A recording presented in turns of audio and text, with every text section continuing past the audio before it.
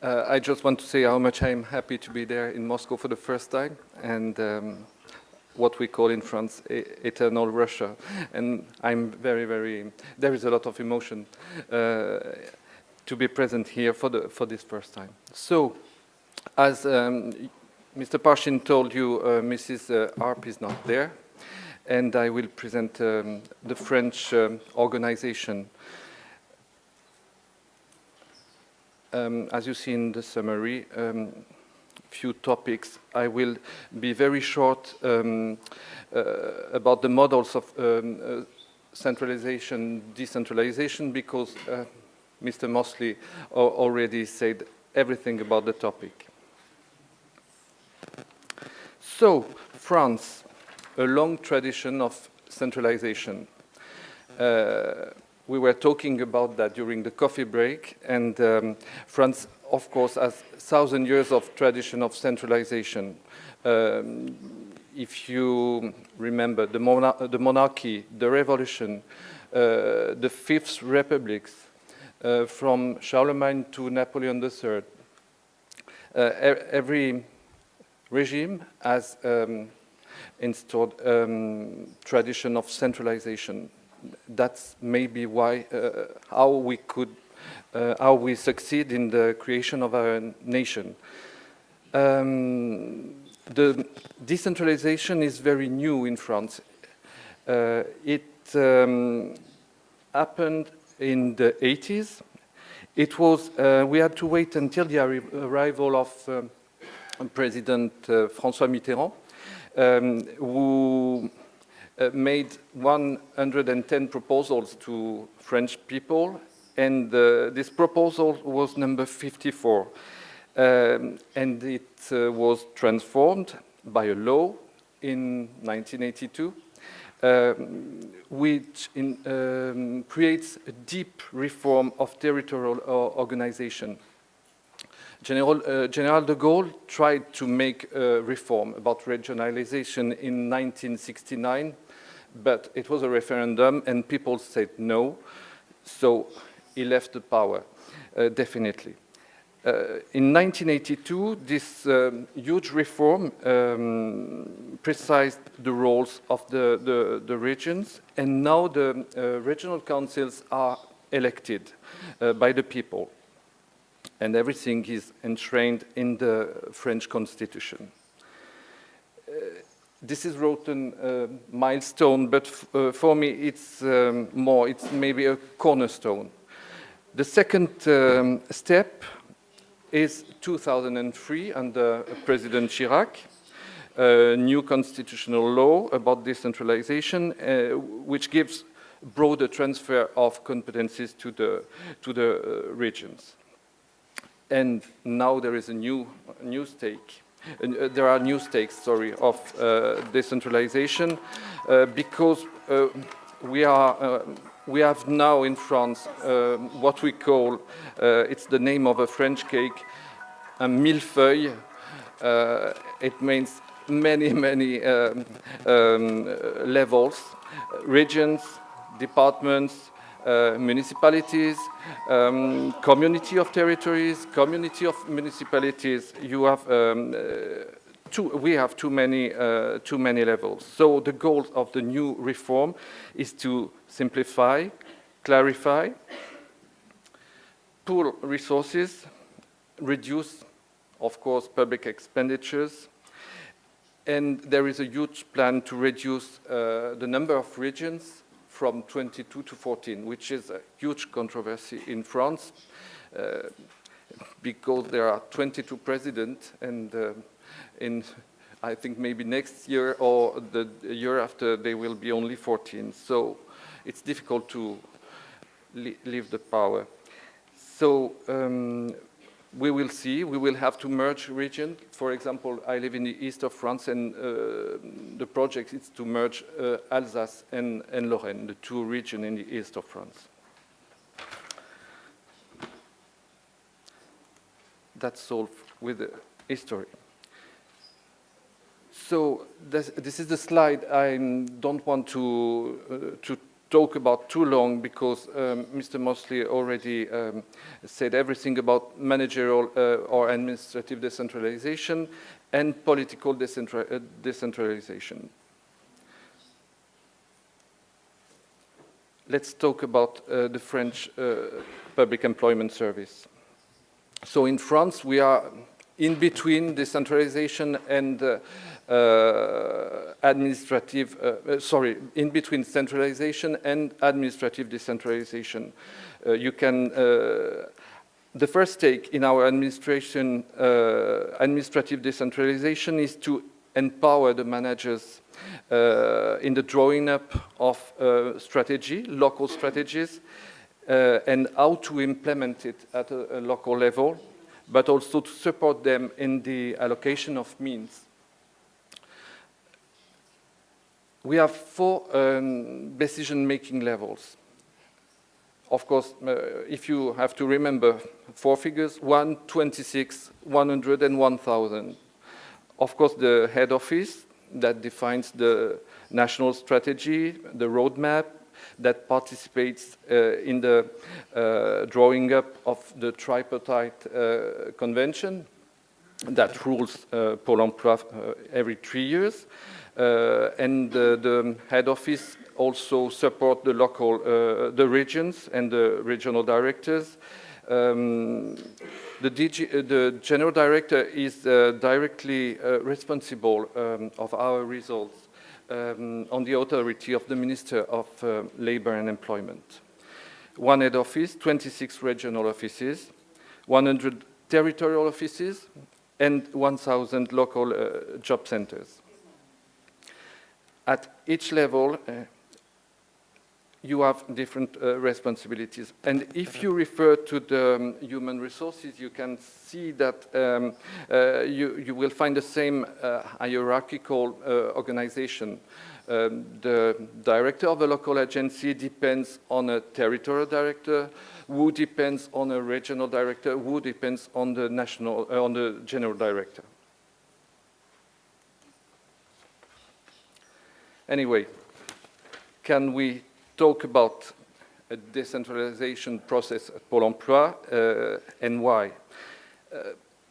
I could say yes, this is kind of decentralization process.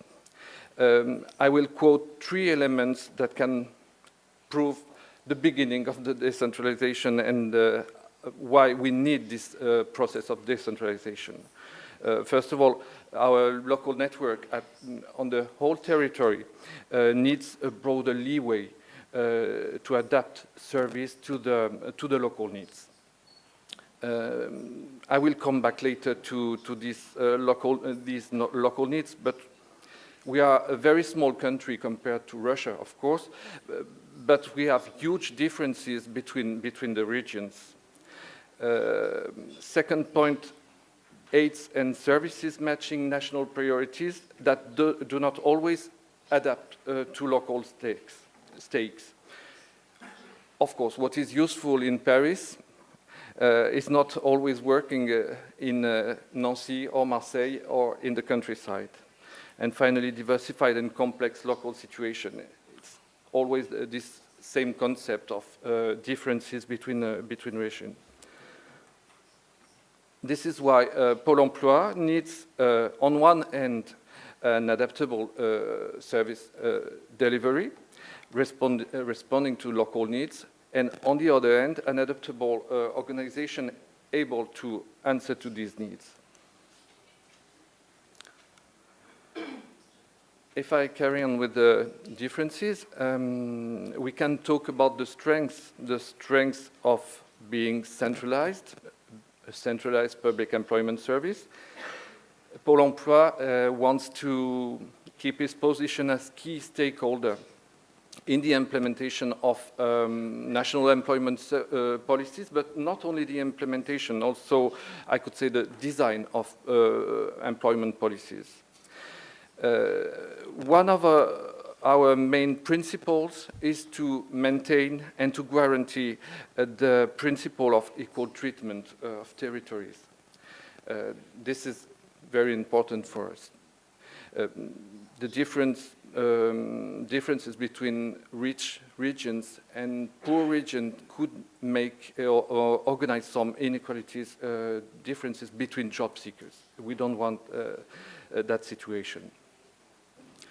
The centralization may be a strength for the staff, for a very strong information system, for the procedures, even if it is not, like said Mr. Mosley, like McDonald's.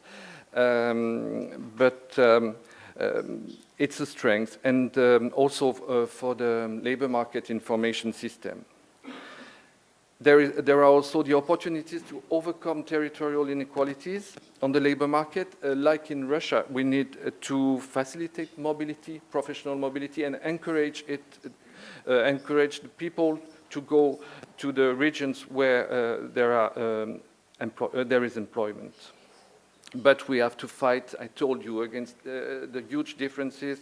7% of employment rate in the east of France.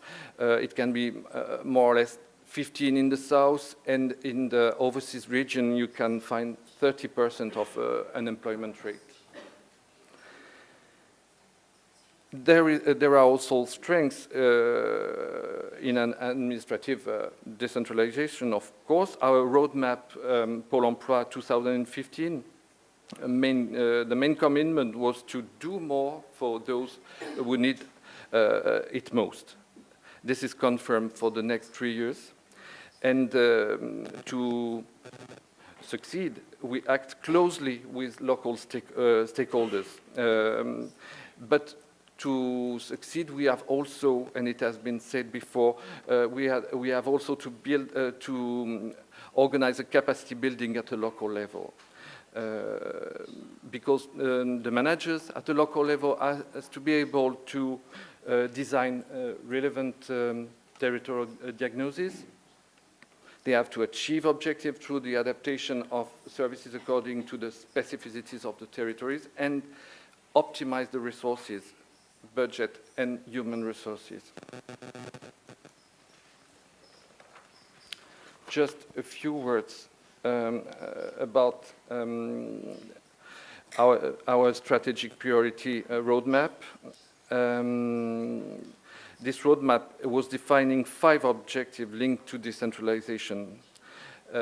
You can see that better match the action of Pôle emploi with the local needs, bring decision-making closer to its territorial level, strengthen local stakeholders' leeway, improve customer satisfaction, which is very important for all of us, and also improve employees' working conditions. Pôle emploi has to work with multiple actors, as you know, and of course, if we have leading actor on the labor market, we must work with many, many other partners. What we call in France, la directe, is the regional office for business, competition, consumption, labor and employment. It's the representative of the Ministry of Labor and Employment, but also economy and social affairs at a regional level.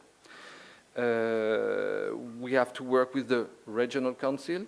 The regional council is in charge of economic development, training policies, territorial development, settlement, main regional infrastructures like roads and so on. We must work with the district council.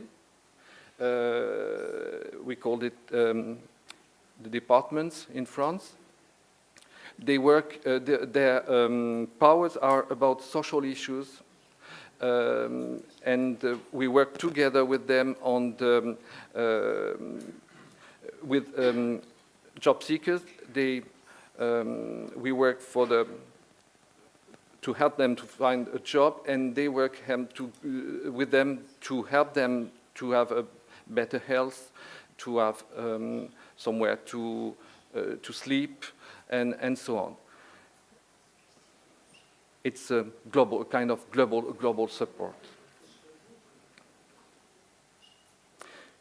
So you can see that we are living a huge evolution at Pôle emploi from hyper-centralized service to decentralized, administrative decentralized service. A service offer must be adapted to the competencies also of the stakeholders. And what is important, I didn't tell you, but maybe a lot of you already know that we had to merge 6 years ago between the public employment service, INPE, and the insurance for job seekers, ACEDIC. So during this period, we had to centralize everything, because it was a very difficult period to marry two different cultures. So now these days are over, and we have created, I hope so, a new culture. And now we are able to give, to empower the local entities. Another example of why we keep some centralization. Another objective of our roadmap was to participate in the transparency of the French labor market. We have now more than 30 providers that have joined us to add their vacancies to ours on the Pôle emploi website. So it's a huge process, you know, because we have some principles and we cannot publish any kind of vacancy. There are rules. That's why it's good to be centralized and not to go everywhere without respecting the main rules, like no discrimination, salaries, and so on.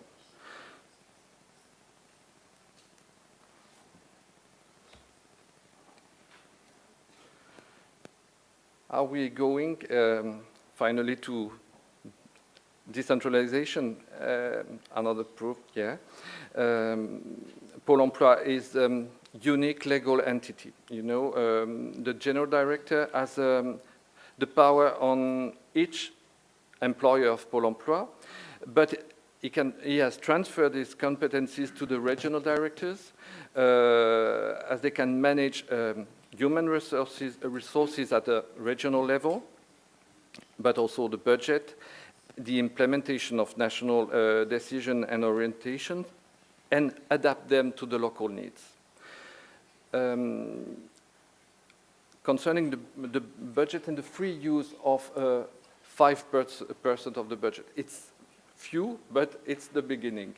With this 5%, the regional directors can, and also, of course, the local directors can use the 5% to do what they want.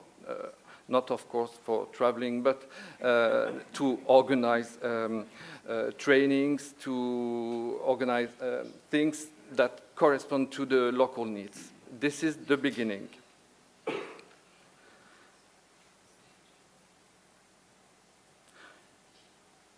So you can see the implementation requirements.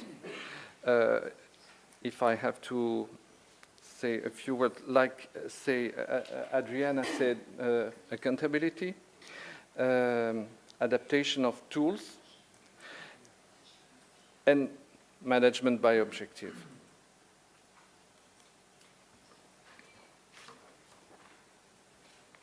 Some examples of priorities areas in which we work with local partners, like 1,100 priority training plan, the financing of vocational training with the region, the global support that I already talked about with the district councils, the regional annual convention that draft the action plan for a region, including not only employment, but also infrastructures and so on.